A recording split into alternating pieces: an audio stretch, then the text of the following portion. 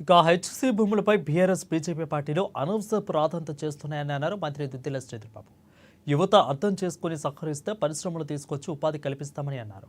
హనుమకొండ జిల్లా పరకాల కేంద్రంలో ఎమ్మెల్యే రేవూరి ప్రకాష్ రెడ్డి ఆధ్వర్యంలో జరిగిన మెగా జాబ్ మేళా కార్యక్రమంలో పాల్గొన్నారు. ఇక 50 కంపెనీల్లో 5 లక్షల మందికి ఉద్యోగాలు కల్పిస్తామని అన్నారు. తర్వాత పరకాల మున్సిపాలిటీలో కుట్టు మిషన్ల శిక్షణ కేంద్రాన్ని ప్రారంభించారు.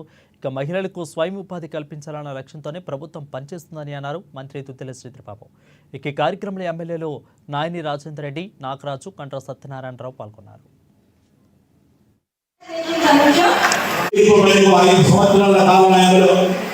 నిరంతరం ప్రజల పక్షాన ఉండాలని నిలబడాలని ఆకాంక్షతో 2023 డిసెంబర్లో ఇచ్చిన ప్రజల తీర్పును గౌరవిస్తూ గౌరవ ముఖ్యమంత్రి రేవంత్ రెడ్డి గారి నాయకత్వంలో మేము మా సహచర మంత్రివర్గ సోదరులు సోదరిమణులు ఈరోజు ఈ రాష్ట్రానికి సంబంధించి 10 సంవత్సరాల కాలం పాటు గత ప్రభుత్వం నిర్లక్ష్యం వహించి యువతకు దారి చూపెట్టకుండా ఉపాధి కల్పించాలనే ప్రయత్నం చేయకుండా మరి సమయాన్ని వృధా చేస్తూ ముందుకు నడిచిన వైనాలు ఒకటి మా ప్రభుత్వం మరి ప్రజలకు ఇచ్చిన మాట మేరకు పక్షాన ప్రభుత్వ ఉద్యోగాల ఖాళీలు దశల వారీగా 2 లక్షల ఉద్యోగాల ఖాళీలు